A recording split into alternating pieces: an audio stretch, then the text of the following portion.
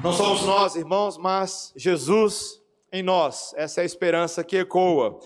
E essa é a esperança da palavra que passamos a estudar agora no livro de Romanos, capítulo 15, versículos 1 a 13. Eu convido você a abrir a epístola do apóstolo Paulo, neste capítulo.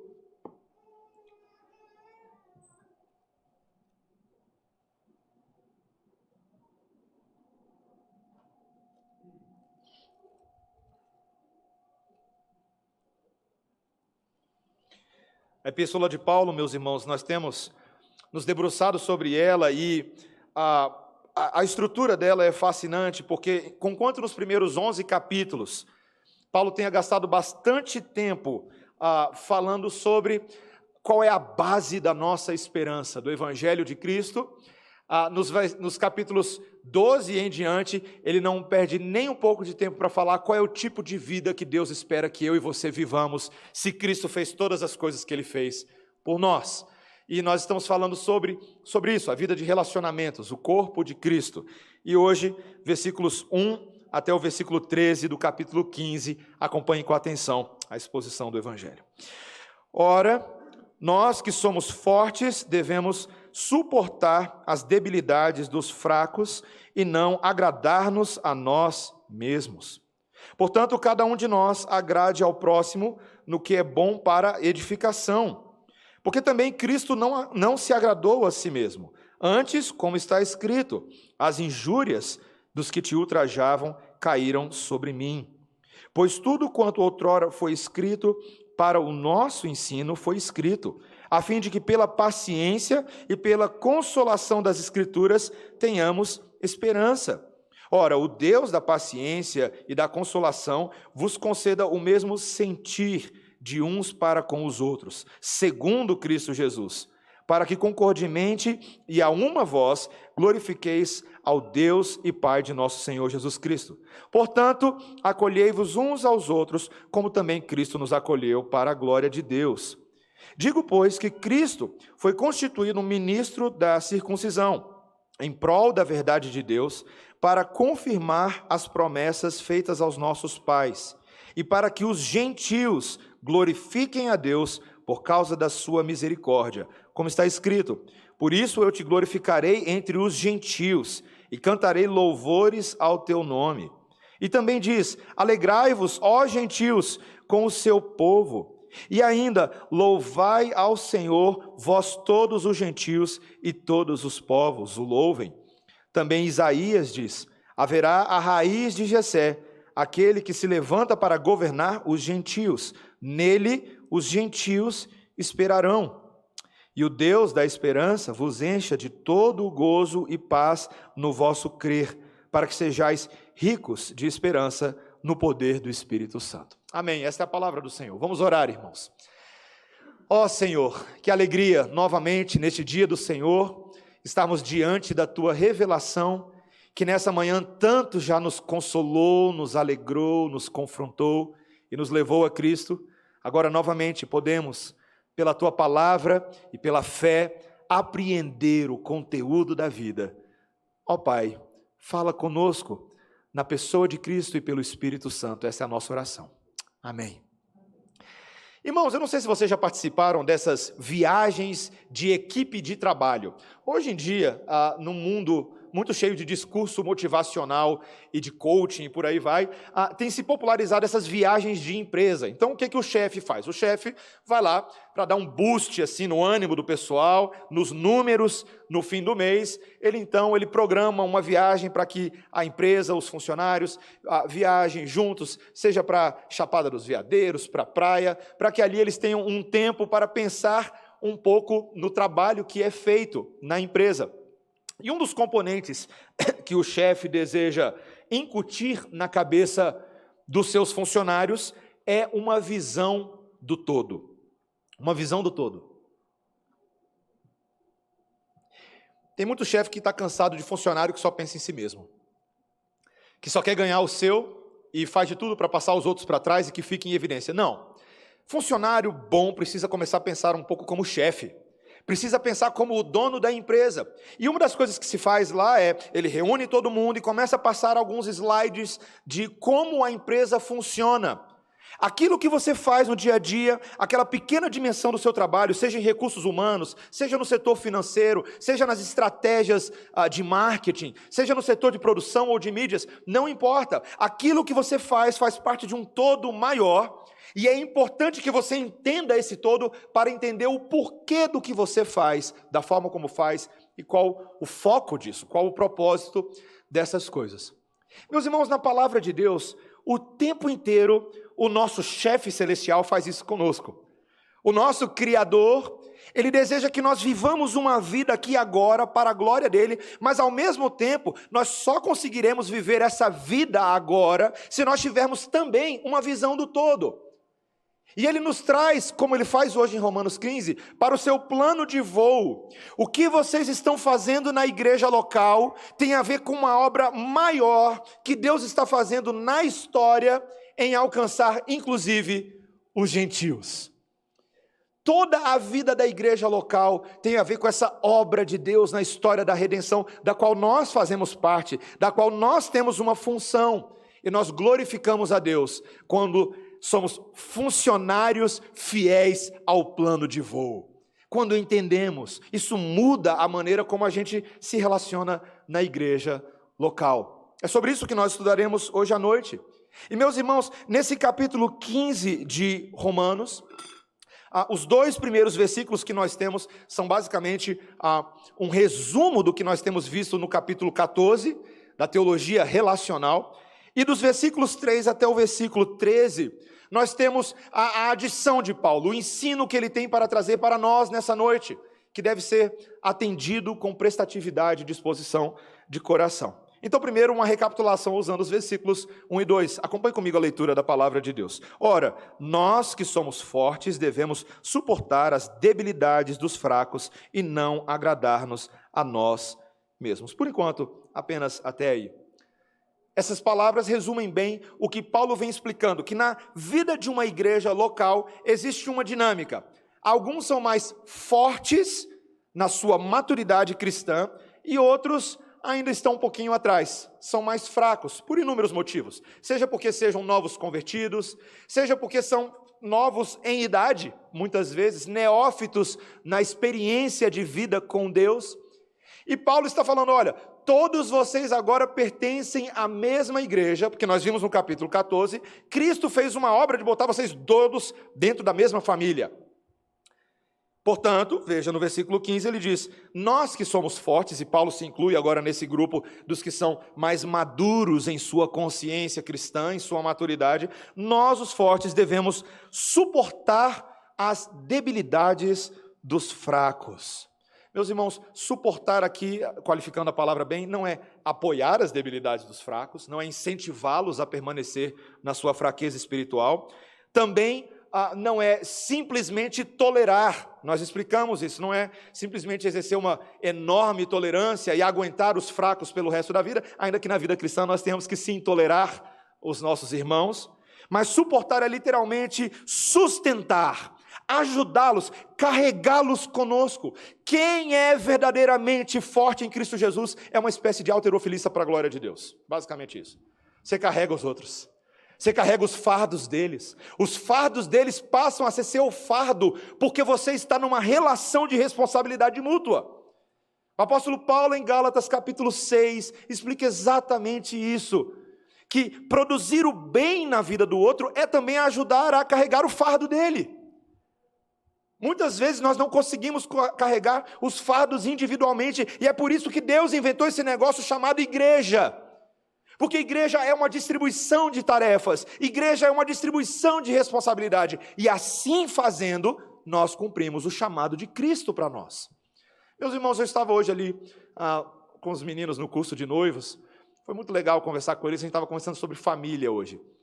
E quando eu penso em família, eu não gastei muito tempo no curso de noivos falando isso que eu vou falar agora para eles, mas Deus adora famílias.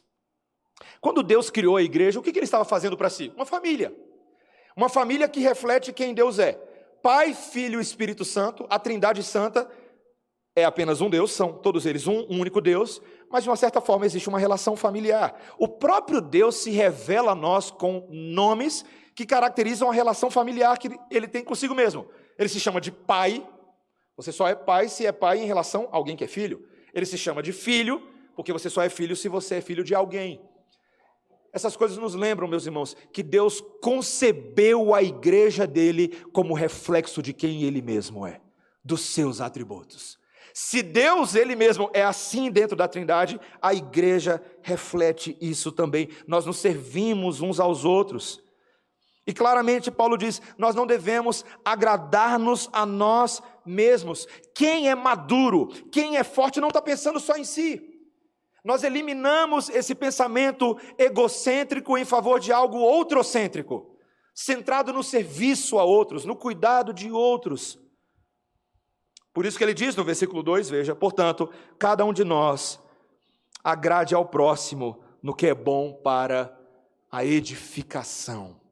Veja como ele qualifica. Agradar o próximo não é bajular o próximo, não é você conquistar favores por meio de troca de favores apenas, não.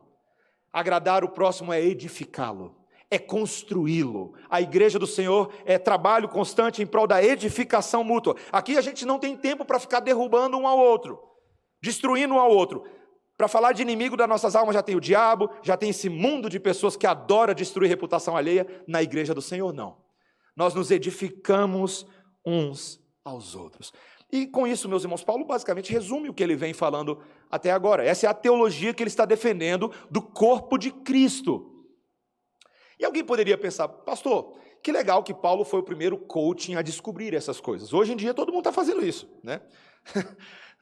O que há de tão distinto, de tão diferente nisso que Paulo está falando, com o qual nós devemos gastar o nosso tempo, nossa paciência? Meus irmãos, para Paulo tudo isso é muito importante porque não foi ele que inventou essas coisas. Esse chamado não é um chamado de Paulo para os romanos, ou de Paulo para os gálatas, é de Cristo para a igreja. Paulo está dizendo, é Cristo que está nos chamando a imitá-lo. Veja o que ele diz a partir do versículo 3, acompanhe comigo a leitura, ele diz, porque também Cristo não se agradou a si mesmo, antes, como está escrito, as injúrias dos que te ultrajavam caíram sobre mim. Paulo passa a usar Cristo como um exemplo de altruísmo que deve ser imitado. Ele está falando, lembra de quem Cristo foi, do que ele fez, de quem ele é. E o que eu acho fascinante nesse versículo em particular, meus irmãos, me permita essa observação textual exegética, é que a Bíblia ela é fascinante. Paulo vai falar algo sobre Cristo. E aí, de repente, você fica aguardando talvez uma citação dos evangelhos. Seria, né? Mateus, Marcos, Lucas, João. Mas não. Ele vai lá e cita o Salmo 69, versículo 9. Ele cita o Antigo Testamento falando de Cristo. Meus irmãos, que coisa maravilhosa. Nesse texto, Paulo entende que o que havia sido dito no Salmo 69, no versículo 9, e não somente nesse versículo 9, tá? O Salmo 69 é um dos salmos mais citados em todo o Novo Testamento. Ele é um dos preferidos, inclusive, do apóstolo Paulo.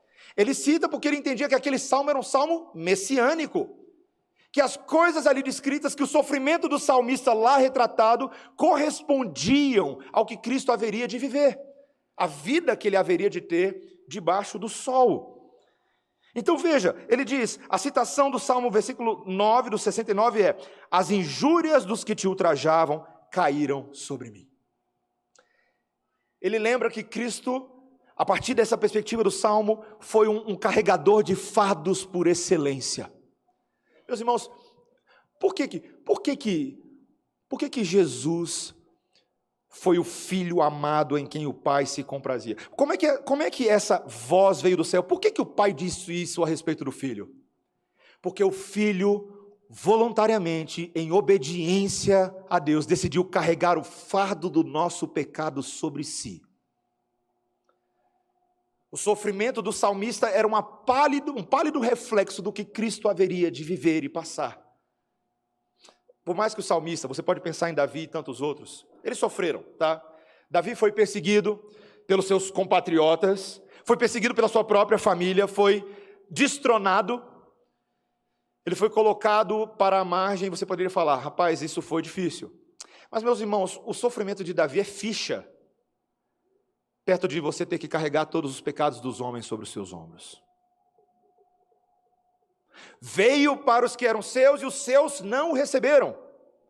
Imagina, né? Você vem para o seu povo, para aqueles que são judeus como você é. Jesus era judeu, mas não tem boas-vindas, não tem um palácio para receber. Nós conhecemos a história da encarnação de Cristo, da humilhação do Filho de Deus. Ele veio para parar numa manjedoura, num coxo de animais. Ele não teve a glória dos reis, ele não teve nada disso. Você poderia pensar: tadinho de Jesus, mas não é disso que Paulo está falando. Jesus quis essas coisas, ele quis carregar o fardo, essa era a vontade do Pai. Ao fazer isso, ele estaria trazendo alegria para o seu Pai e redenção para os homens. Você entende, meus irmãos, como a lógica do Evangelho é um pouquinho diferente da lógica dos homens?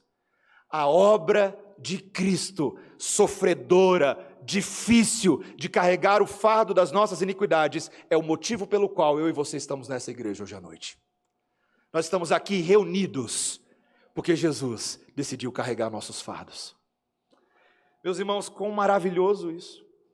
Paulo está dizendo: veja, essa palavra lá no Antigo Testamento era sobre Jesus, mas era sobre nós também. Veja o versículo 4, olha o que ele diz: pois tudo quanto outrora foi escrito, para o nosso ensino foi escrito, a fim de que pela paciência e pela consolação das Escrituras tenhamos esperança. Cristo encarnou o exemplo que precisava ser cumprido e nós agora imitamos a Cristo a partir do que o Antigo Testamento dizia. Aquilo que foi escrito no passado é para o nosso ensino. Meus irmãos, pausa aqui na explicação teológica. Olha o valor do Antigo Testamento. Veja que o uso que os apóstolos, os escritores do Novo Testamento fazem do Antigo Testamento, nos ensina que o Antigo Testamento tem valor para a gente. Que nós não devemos pensar assim: ok, aquelas coisas tiveram seu valor, mas hoje nós estamos na nova aliança, no tempo da graça. Não, meus irmãos, são palavras para nós, para a nossa instrução. Está escrito para eu e você fazer igual, para a gente imitar, para a gente seguir os passos. E Paulo qualifica isso que está escrito dizendo: pela paciência e pela consolação das Escrituras, tenhamos esperança. Meus irmãos, eu acho tão poético essa maneira como Paulo usa esses substantivos para qualificar poeticamente o que a Escritura está gerando em nós. Quando eu leio essas coisas, a palavra de Deus está me botando na vereda da paciência. Eu estou aprendendo a ser paciente. Meus irmãos, você tem que ler a Bíblia para você ser uma pessoa mais paciente. Eu vou repetir porque eu acho que tem muita gente que está precisando ouvir isso, inclusive eu. Vamos lá, de novo, vamos junto. Você precisa ler a Bíblia porque a Bíblia te torna uma pessoa mais paciente. Você quer uma terceira vez? Vamos uma terceira vez, né? Você precisa ler a Bíblia porque você precisa, meu irmão, ser uma pessoa mais paciente. Se tem uma virtude que está faltando nos nossos dias, no nosso mundo rápido, tecnológico, tudo eu resolvo rápido, é paciência. Ninguém tem mais. Meus filhos mesmo, lá vai eu falar mal dos meus filhos de novo, aqui no púlpito. Tadinho deles, gente, tadinho, né? Mas alguma coisa está estranha nesse mundo hoje, meus irmãos. Principalmente meu filho Daniel está... Débora sabe, isso causa até lágrimas na gente. O filho Daniel está testando a nossa paciência, meus irmãos. Orem pelo pastor, para ele não chegar na igreja com um filho só em vez de 2. Porque o menino está testando. Esse negócio de fazer birra no meio do shopping, é a segunda vez, meus irmãos. Eu pensei, vai acontecer com a Melissa para mais nenhum dos rebentos que vierem acontecer. Ele faz a mesma coisa e faz pior. Quando ele não tem a coisa do jeito que ele tem, ele cai no chão. E detalhe, é aquele choro, meus irmãos, olhando para ver quem está vendo. Para convencer a gente que ele... A gente chama ele de drama boy lá em casa. Ele é o drama boy. As crianças são impacientes, aí os pais ficam impacientes. Imitar Jesus parece uma coisa tão difícil, porque Jesus era o mestre da paciência, e nós somos tão impacientes. Nós precisamos de paciência, meus irmãos. Mas a palavra de Deus também gera consolação. É o que Paulo está dizendo. Pela paciência e pela consolação. Veja, consolação aqui, tá? Vamos qualificar essa palavra. Não é o grego somente para consolação quando você está triste, tá? Ainda que a palavra de Deus tenha essa dimensão também, ela nos consola na nossa tristeza e ela nos conforta, mas é consolação aqui mais parecido no sentido do paracleto, da obra do Espírito Santo. Por que o Espírito Santo era o consolador? Porque ele veio para auxiliar os crentes, a igreja, na sua missão. Então ele é o auxiliador, é uma consolação que nos auxilia, que nos fortalece, que nos dá fibra. Meus irmãos, a palavra de Deus dá paciência e dá força, auxílio, para que nós então tenhamos esperança. Esperança, eu vou falar um pouco mais de esperança no versículo 13, mas veja comigo o versículo 5.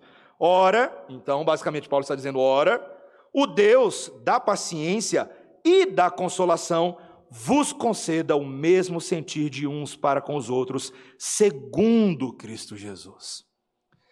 Quem é o Deus da paciência e da consolação? Jesus é o Deus da paciência e da consolação. Houve alguém mais paciente do que Jesus nesse mundo, meus irmãos? Você consegue pensar? Talvez você fique pensando, pastor, mas tem Jó, né? Tá, meus irmãos. Jó tem 42 capítulos. Jesus tem um mundo inteiro para ser paciente por toda a eternidade. Ele foi paciente com os discípulos. Assim como eu tenho que ter paciência com os meus filhos, Jesus teve que ter um mundo de paciência para lidar com Levi, Tiago, João, Pedro. É muita paciência, meus irmãos. E veja, eu preciso ser bem honesto no tipo de comparação que o Espírito tem me dado esses dias. Eu estou fazendo a leitura bíblica anual com a igreja, e ao mesmo tempo eu estou disciplinando os meus filhos. Disciplina e discipulado são exatamente a mesma coisa. Cuidar de pessoas, discipliná-los é discipulá-los, e discipulá-los é discipliná-los. Jesus fazia isso com os discípulos, assim como pais fazem com crianças. Precisa de paciência, mas Jesus era o exemplo disso. Ele era o Deus de toda paciência. Então ele te chama, a mim e a você, imite a Cristo com relação aos seus irmãos mais fracos. Versículo 6, para que concordemente e a uma voz glorifiqueis ao Deus e Pai do nosso Senhor Jesus. O alvo, meus irmãos, o alvo é a unidade. Há uma só voz, de uma só mente, concordemente, num só coração, que vocês sejam capazes de glorificar a Deus. Jesus deseja para a igreja a mesma oração que ele fez sacerdotalmente em João capítulo 17. Se tem uma oração que você tem que estudar, é João 17, tá? Você tem que estudar João 17. Um dos elementos daquela oração é a unidade entre o Pai e o Filho. Jesus, em vários momentos naquela oração, ele diz, Pai, assim como eu e você somos um, que eles sejam um conosco também. É tão maravilhoso, meus irmãos, é tão abençoador, que Jesus deseje para nós a mesma coisa que ele tem com o Pai dele. Você já parou para pensar nisso? Que maravilhoso. Um dia, meus irmãos, um dia o Senhor nos dará o privilégio de estarmos na presença de Deus e poderemos observar as relações entre Cristo, suas criaturas. Meus irmãos, existe unidade de ação no Pai, no Filho e no Espírito. Essa é a unidade que nós precisamos ter. Você consegue hoje avaliar o seu relacionamento com seus irmãos e diagnosticá-lo em termos de unidade, numa escala de 0 a 100, como anda a sua unidade com as pessoas? Como é que está a unidade? Veja, nós não estamos falando de unidade por afinidade, tá? Talvez você diga que lá no seu grupo de discipulado, no seu grupo familiar, você é mais amigo de algumas pessoas, tudo bem, não tem nenhum problema com isso. E isso também não é panela, tá, meus irmãos? Vamos só fazer aqui uma admoestação pastoral. Se tem um irmão que é bastante amigo de outra pessoa na igreja, isso não é panela só porque ele é bastante amigo de alguém, não, tá? Isso é só amizade. Tá? Não se sinta excluído só porque ele tem alguém que ele é bastante amigo. Panela é quando a gente começa de fato a excluir pessoas da nossa vida e não permite outras linhas de relacionamento. Então, fecha parênteses.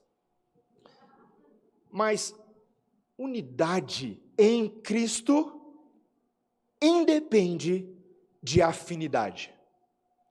Eu não preciso ser muito parecido com alguém. Veja, se dependesse de unidade do pastor Mateus, toda a igreja seria flamenguista automaticamente. Seria um desastre, vocês sabem disso, né? Eu faria as pessoas gostarem das mesmas coisas que eu gosto. admirar os mesmos esportes que eu admiro, ouvir a mesma música que eu ouço, e aí sim nós teremos unidade. Não, meus irmãos, nós teremos uma coisa meio chata e amorfa, para falar a verdade. A unidade do corpo de Cristo se vê na beleza da diversidade. E nós precisamos aprender a fazer isso. Como é possível? Como é possível viver plenamente a diversidade do corpo de Cristo? Servir uns aos outros, pensar de igual maneira, com alguém que vem de um contexto de vida completamente diferente do meu. Como é possível estar alinhado com pessoas que às vezes são tão diferentes? E aqui, meus irmãos, o nosso segundo ponto, nossa segunda parte, não é somente a imitação de Cristo, mas é o entendimento do plano de Cristo para os gentios. Então Jesus está fazendo isso conosco no texto agora, do versículo 6 para o versículo 7 em diante, ele está tirando a gente do plano local e levando a gente para o plano de voo, para que nós observemos o que é que ele está fazendo na história. Acompanhe comigo o versículo 7. Portanto, acolhei-vos uns aos outros, como também Cristo nos acolheu para a glória de Deus. Essa é basicamente, meus irmãos, a conclusão do que nós lemos agora. Mas Paulo adiciona algo a partir do versículo 8. Ele diz: digo, pois, que Cristo foi constituído ministro da circuncisão em prol da verdade de Deus, para confirmar as promessas feitas aos nossos pais. Estudar o livro de Romanos, meus irmãos, exige atenção, porque de vez em quando Paulo muda de assunto e você fala: o que está acontecendo? Ele vinha falando de uma coisa e de repente agora ele começa a falar de Cristo como ministro constituído, como ministro da circuncisão, em prol da verdade de Deus, para confirmar as promessas feitas aos nossos pais. O que isso tem a ver, meus irmãos? Vamos lembrar quem é o público que está ouvindo Paulo. Paulo está escrevendo a uma igreja em Roma, que ela possui duas classes de pessoas que o tempo inteiro na carta aos Romanos estão em tensão: judeus e gentios. Majoritariamente nós temos essas duas classes, eu diria até espirituais, de pessoas. Aqueles que já se consideravam originalmente o povo de Deus, eram filhos étnicos de Abraão, estavam na linhagem, conheciam as ordenanças, as promessas, os testemunhos, eram filhos da adoção, como Paulo descreve em Romanos capítulo 9, versículos 1 a 5. Do outro lado, os penetras, para os judeus, os que estão chegando agora, que acharam que descobriram a roda agora, os gentios. A pregação no livro de Atos, se você estudar o livro de Atos, ela parte da Judeia, aquele núcleo onde Cristo estava com seus discípulos, e rapidamente ela começa a se espalhar, da camada de dentro da cebola para fora. Rapidamente, meus irmãos. O livro de Atos é um livro animado, avivado, avivamento, um dia 5.000 num, 3.000 no outro. A pregação começa a converter pessoas entre os judeus e fora dos judeus, os gentios. Aqueles que lá em Atos capítulo 2 estavam presentes em Jerusalém por ocasião da festa do Pentecostes, lembra deles? De repente, os que estavam em oração, línguas como de fogo apareceram sobre as suas cabeças, o Espírito ministrava na igreja, e eles falavam as grandezas de Deus na língua dos estrangeiros. Os estrangeiros, então, ouvindo as grandezas de Deus, glorificavam o Senhor e começaram a se converter dos seus maus caminhos. De repente, meus irmãos, aquela igreja que era cheia de judeus começou a ter um monte de gente diferente. E aí você pensa, era isso mesmo que Deus queria? Paulo está explicando, sim, porque Deus constituiu Jesus como ministro da circuncisão. O que isso tem a ver? Meus irmãos, o que era a circuncisão? A circuncisão era uma espécie de sinal sacramental que Deus havia dado por meio de Abraão. Todo mundo lembra de Abraão? Pai Abraão tem muitos filhos ele tem, eu sou dele, você também, cantemos ao Senhor. Ok, Abraão. Você lembra de Abraão? Deus escolhe aquele homem que era um pagão, um adorador de falsos deuses, e ele tira ele, separa ele e fala: Abraão, de ti farei uma grande nação, sai da tua terra, da tua parentela, e em ti eu abençoarei todas as famílias da terra. Essa foi uma promessa de Deus. Gênesis capítulo 12, versículos 1 a 3. No capítulo 15, Deus ratifica aquela aliança com Abraão. Ele tem uma cerimônia ali com Abraão, uma cerimônia pactual, em que Deus passa por meio de animais que estavam partidos com uma tocha. E ali ele faz um pacto, um compromisso de confirmação dessas promessas. Mas no capítulo 17, mais um sinal é adicionado. o sinal da circuncisão. Deus ordena a Abraão que separe todos os homens, inclusive os bebês nascidos até o 8º dia, para que fossem circuncidados. E a remoção do prepúcio era justamente o sinal de que aquelas pessoas que receberam esse sinal pertencem ao povo de Deus. As promessas que Deus deu por meio de Abraão alcançam agora essas pessoas marcadas e todo mundo que está ligado a elas. Então os homens eram representantes federais dentro de Israel, e estavam vinculados a famílias, eles tinham esposas, tinham filhos, eles estão circuncidados, significando agora que os outros que estão vinculados a eles também estão em aliança com Deus. A circuncisão é um sinal da aliança e das promessas. Agora, meus irmãos, o que Paulo está dizendo é que essa circuncisão, ela nunca foi concebida espiritualmente apenas para judeus. Ela tinha um propósito maior, ela alcançava outras pessoas. Versículo 9, veja comigo. E para que os gentios glorifiquem a Deus por causa da sua misericórdia. A circuncisão, ela era uma antecipação de que Deus, na sua aliança, alcançaria também os gentios. Outros que não faziam parte originalmente daquele povo local. Esse sempre foi o plano de Deus. E mais, esse sempre foi o plano de Deus em Cristo Jesus. A Bíblia está me mostrando, presta atenção, que aquilo que estava acontecendo no Antigo Testamento era o ministério de Cristo Jesus, lá atrás, em Abraão.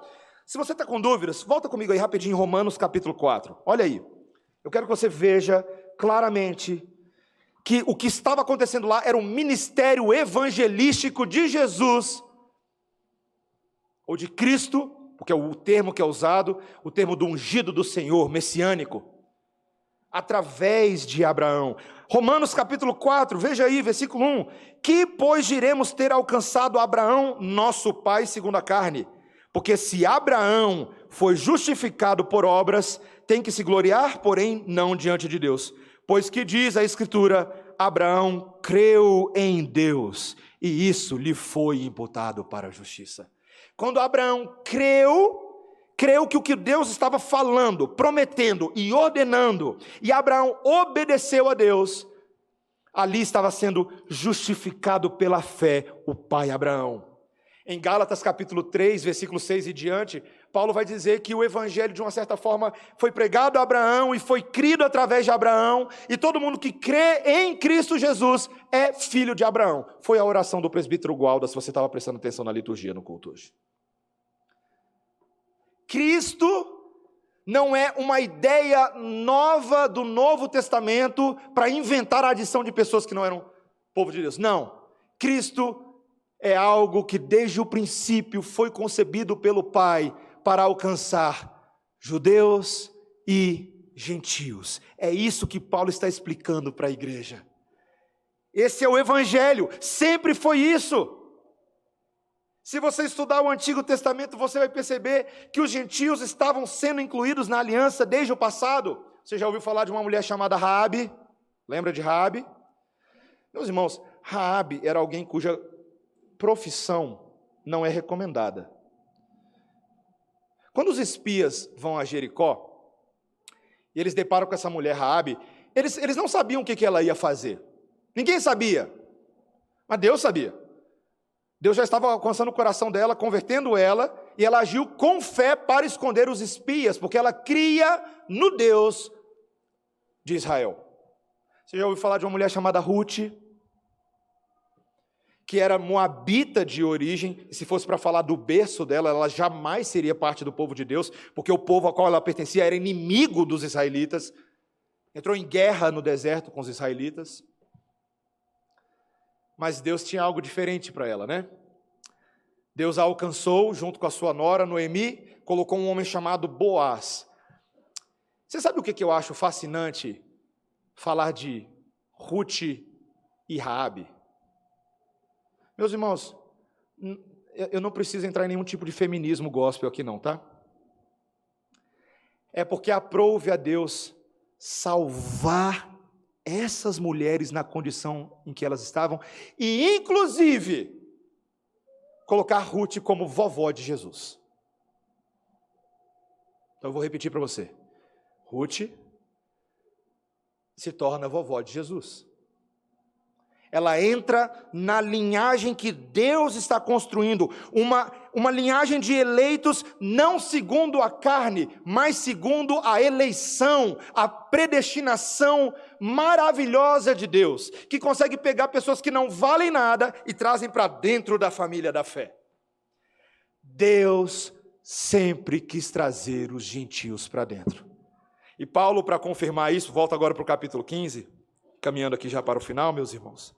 Paulo, para confirmar isso, ele diz que existem tantos textos no Antigo Testamento que confirmam o plano de Deus. Ele entra numa sequência de citações, não é? Primeiro no versículo 9, ele vai citar aí 2 Samuel 22:50, onde está escrito: por isso eu te glorificarei entre os gentios e cantarei louvores ao teu nome. Meus irmãos, era um relato sobre a vitória militar de Davi. E no canto de Davi, na esperança, você tem ali: eu vou cantar louvores entre os gentios. Ué, Davi, tá doidão, cara? A gente está lidando aí com os filisteus? É isso que você me fala?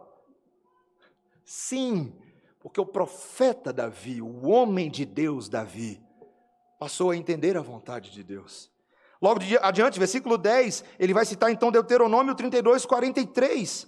E também diz: alegrai-vos, ó gentios, com o seu povo. Quem foi que cantou dessa vez? Não foi Davi, foi Moisés. Cântico de Moisés. Novamente, eu quero que você perceba a tensão no que nós estamos falando. Moisés acabou de arrancar esse povo do Egito, ou pelo menos alguns anos atrás. Talvez na cabeça dele ele está pensando: eu não quero saber mais de gentio nessa vida. Porque esses gentios aí ficam afogando a gente, perseguição no deserto. Não, ele canta: alegrai-vos, ó gentios. Depois, versículo 11, citação do Salmo 117, que nós lemos hoje. E ainda: louvai ao Senhor, vós todos os gentios, e todos os povos o louvem. O presbítero Gualdo mencionou, menor capítulo da Bíblia, versículo 1 do Salmo 117, é um salmo pequenininho, mas é um salmo de louvor para que os gentios cantem. Você imagina, o poeta, registrando o salmo, falou: tem muita música para o judeu cantar, mas deixa eu lembrar também que o gentio tem que cantar também. E por fim, o versículo 12, quando ele diz, também Isaías diz: haverá a raiz de Jessé, aquele que se levanta para governar os gentios, nele os gentios esperarão. A raiz de Jessé. Não estamos falando aqui só de Davi não, tá, meus irmãos? Estamos falando do filho de Davi. O governo dele seria sobre as nações, sobre os gentios. Inúmeros capítulos em Isaías ele vai falar que o governo do servo sofredor era para os gentios. Isaías 40, Isaías 41, Isaías 49, Isaías 52. É o governo para os gentios, para os povos. Você percebeu o que Paulo está fazendo? Paulo, como um bom teólogo, está citando todas essas seções da lei do Antigo Testamento. A Torá, os livros históricos, os salmos, os profetas. Ele mostra todas as divisões da lei para mostrar que toda a lei sempre falou da inclusão dos gentios. Meus irmãos, o Evangelho de Cristo Jesus é altamente inclusivo no sentido espiritual. De vez em quando a gente precisa de uns choques de realidade. Alguns anos atrás eu estava num acampamento de jovens e eu não vou mencionar o nome do preletor, porque não há necessidade, mas ele é conhecido de alguns irmãos aqui. Pastor, crente, missionário, reformado, cabra jóia. Eu lembro quando ele foi, na primeira noite, sexta-feira à noite, você chega no acampamento tão empolgado, você não quer nem ouvir devocional, né? Você quer só brincar. E foi ter uma devocional de abertura, e ele foi dar essa devocional de abertura. E, meus irmãos, como aquilo preparou o nosso coração no acampamento? Porque esse irmão, ele teve uma reação que nós julgamos estranha no início da fala dele. Ele foi começar a falar, mas antes de falar, ele travou a garganta e começou a chorar copiosamente na frente dos jovens, no acampamento. E foi uma coisa estranha, porque a gente ficou preocupado de que tivesse acontecendo alguma coisa, né? Não sei, né? Inclusive, alguém da coordenação chegou, tentou falar com ele ali de lado. Aí ele falou, não, eu estou bem, tranquilo, estou bem. E aí, meus irmãos, ele simplesmente abre a fala dele dizendo, eu não merecia estar aqui.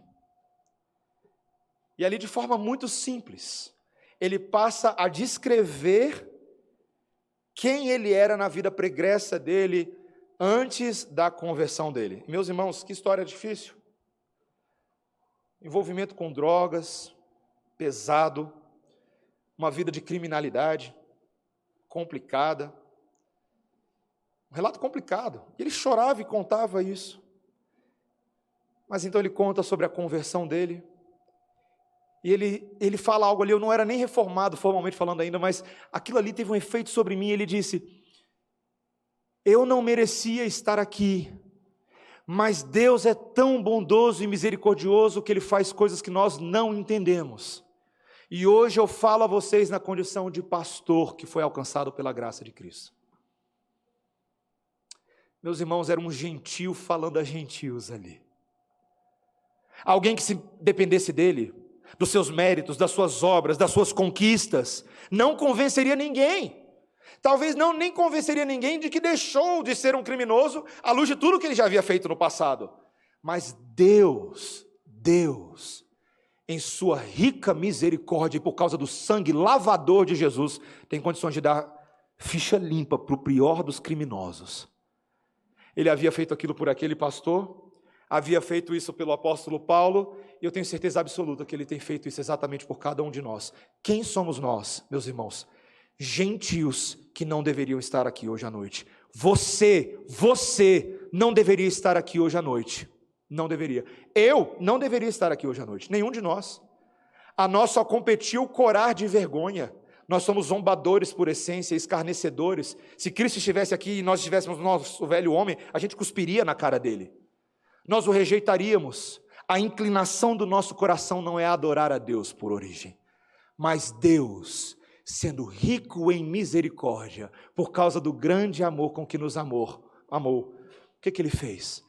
Pela graça nos deu fé, pela graça sois salvos. E nós fomos alcançados. Você consegue imaginar que esse plano de Deus é tão bom, meus irmãos? Tão bom, que os projetos dos homens ao longo da história, que acham que vão perpetuar sua raça, sua reputação, homens como Alexandre o Grande, como Antíoco Epifanes, imperadores como César, Herodes, os muitos que existiram, Nero, Dionísio. Você pode pensar na Ásia Oriental, homens que se achavam divindades entre nós, achavam que os seus projetos de vida se perpetuariam, mas não, eles passaram, eles morreram, eles ficaram apagados na história. Mas o carpinteiro Jesus, cheio de glória e de verdade, criou um projeto de pegar um monte de gente que não merece nada, colocar dentro da sua igreja, e tem dado certo por 2000 anos, meus irmãos. Eu e vocês estamos hoje à noite aqui na mesma linhagem de todos os filhos de Abraão que se espalham sobre a face da terra em todos os tempos. O plano de Jesus sempre foi alcançar os gentios. Mas você entende que o ponto não é falar só disso, o ponto é, você está cooperando com essa obra? Porque talvez agora que você foi colocado para dentro, você não se sinta tão gentil, né? Você fala assim, rapaz, sou crente, né? Reformado. Você se sinta talvez muito bom. Essa tentação de nós de falar assim, de esquecer o que Cristo fez por nós. Não pode esquecer. Sabe por que não pode esquecer? Porque Cristo chamou você, gentio, para ser luz para outros gentios. Mateus 5, vós sois o sal da terra, vós sois a luz do mundo, eram as palavras de Jesus para todos os seus discípulos, não só para os discípulos judeus, mas para todos os discípulos em todas as partes do mundo. Nós, você foi chamado para brilhar a luz de Cristo, para que outros gentios vejam a sua luz e glorifiquem ao Pai que está no céu. Você foi chamado para isso. Paulo está ensinando, faça isso por outros. Cuide de outros. Se você se acha tão forte, que coisa boa, você vai brilhar a sua luz para os fracos. Você vai cuidar deles. Essa mensagem está no centro do Evangelho. Paulo termina este capítulo no versículo 13 com as seguintes palavras, veja comigo. E o Deus da esperança vos encha de todo gozo e paz no vosso crer, para que sejais ricos de esperança no poder do Espírito Santo. Ele dá uma espécie de bênção a esses irmãos, uma palavra doxológica e incentivadora. E ele usa a palavra esperança 2 vezes. O Deus da esperança lhes conceda que vocês sejam ricos de esperança. O que é esperança? Esperança é somente algo que eu aguardo no futuro e que não tem nada a ver com o presente? Não. Esperança é algo que eu aguardo e que transforma a maneira como eu vivo hoje. O Deus da esperança quer que a minha esperança seja cuidar dos gentios, cuidar dos fracos, ajudá-los. Essa é a esperança na prática do crente. Esperança com fé, esperança com amor. Eu cuido de outras pessoas. E Deus promete que ao agir assim, o que vai me acompanhar é o gozo dele, a paz dele e o poder dele. Gozo, paz e poder são virtudes do Espírito Santo que acompanharão todos aqueles que vivem na esperança de Cristo Jesus. Meu irmão, minha irmã, nós estamos aqui diante de um texto muito prático. Como é que você está vivendo isso aqui? Eu e você precisamos descobrir uma maneira de vivermos isso. Você, gentil, está cuidando dos outros gentios? Quando chega uma pessoa nova na igreja, com cara de gentil, você fala, aquele ali é gentil. Esse aí é gentil. Esse aí com esse cabelo aí não nasceu no evangelho, não, esse aí é gentil. Ó como é que ele anda. Olha a roupa dela. Gentil. O que você faz? Na prática. Você passa o mais longe possível para encontrar os seus amigos que estão atrás dela. Deixa eu passar longe para eu não ter que dar visitante. Seja bem-vindo. Deixa eu passar e falar atrás. Falar com o pessoal que eu conheço, aqueles que são parecidos comigo. Você não acha curioso que Jesus ia na direção dessas pessoas? Qual que era o magnetismo de Jesus que fazia ele cair na conta dessas pessoas? O amor dele. O desejo de transformar a mulher com fluxo de sangue, a pecadora que se lança aos pés dele, tanto a mulher samaritana como Nicodemos, que, espiritualmente falando, estavam no mesmo pé de igualdade. Precisavam do Senhor da graça. Jesus vai encontrando todas essas pessoas com cara de gentios espiritualmente, e Ele as ama, Ele as acolhe, Ele as perdoa. Você está fazendo isso, meu irmão, na igreja de Cristo? Você está intencionalmente falando, deixa eu sair da minha zona de conforto egoísta, e começar a gastar tempo com gente que não parece tanto comigo? Será que você está falando, eu vou lá naquela pessoa, naquele casal que eu estou percebendo, o casal de namorados está precisando de instrução sobre santidade no namoro, porque eu vi eles fazendo coisa lá no Pia 21 que não era muito boa, não. Em vez de expô-los lá pelo pastor, por que você não vai lá cuidar deles? Por que você não vai amar essas pessoas? Meus irmãos, aqui a gente está falando de teologia prática. Não é só o seu pecado, não. Deixa eu falar do meu. Vamos falar real. Tem quintas-feiras que a gente vira e fala assim, Senhor, grupo familiar, eu sou pastor da igreja, eu tenho que estar presente nessas coisas, né? Aí você pensa assim, eu tô cansado, o dia foi complicado. Vamos lá amar os irmãos do grupo familiar. Às vezes a gente tem que fazer isso, né? Você tem que se empurrar. Vamos amar os irmãos do grupo familiar, vamos. Vamos lá para a reunião. Vamos para a reunião de discipulado. Às vezes a gente não está querendo muito não, sendo bem honesto, tá? Mas Cristo quer. E aí você faz porque Cristo quer, Cristo ama. E como vale a pena obedecer a Cristo, não é? Porque no fim das contas, cada vez que você participa de uma reunião de grupo familiar, cada vez que você participa de uma reunião de discipulado, cada vez que você vem aqui dar uma aulinha para as crianças na igreja no domingo de manhã, você fala, hoje eu estou na escala de novo, mas Deus não abençoa, Deus não cuida, Deus não transforma, a criancinha não vem para você no final do culto e fala assim, professor, obrigado, eu nunca tinha ouvido a história de Noé. Olha a menina no seu discipulado, que te contou aquele pepino complicado. A menina que todo mundo sabe que não nasceu na igreja, chegou depois. E você fala, não sei nem o que falar para ela, e você ouve, você abre a Bíblia com ela, ora, você não sabe muito bem o que aconteceu, mas daqui a uma semana ela vira para você e fala, obrigado porque você gastou tempo comigo. Obrigado porque ninguém quer me ouvir, ninguém quer me ajudar, mas você foi instrumento de Cristo na minha vida. Meus irmãos, está na hora da gente começar a amar os gentios, porque você é um deles, eu também, louvemos ao Senhor. A gente foi alcançado pelo amor de Jesus, que ama gentios. E se não fosse pelo amor de Jesus, a gente jamais iria para o céu. A gente jamais teria a vida eterna. A gente não teria acesso à árvore da vida. Jamais. Mas Jesus morreu por gentios, como eu e você. Portanto, vivamos uma vida sacrificial de morte para nós mesmos, para que gentios vivam. Claro, eu não posso fazer o que Jesus fez, mas eu posso viver uma vida como Jesus, sacrificial, para que outros conheçam a luz e o Evangelho de Cristo. Meu irmão, esse é o plano de voo. Jesus está me chamando a mim e a você para a gente entrar no avião e veja, olha o que eu estou fazendo na história. Essa é a minha empresa, você é um funcionário dela. O que você faz ali na sua igreja local tem a ver com tudo isso que está acontecendo. Eu quero que você saiba, eu quero que você ame a obra de Deus. Eu quero que você seja um participante intencional dela. Meus irmãos, é um privilégio ser funcionário da empresa de Jesus. Que Ele nos alegre todos os dias com esse grande senso de responsabilidade, mas também com esse grande senso de amor, que é poder levar o amor dEle para outras pessoas. Amém? Vamos orar, irmãos. Senhor Deus,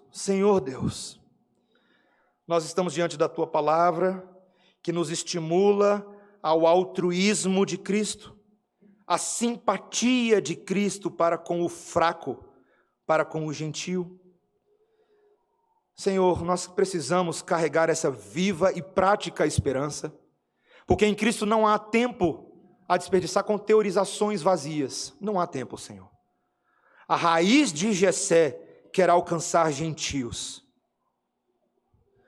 A raiz de Jessé está levando os gentios a louvarem ao Senhor em todos os cantos.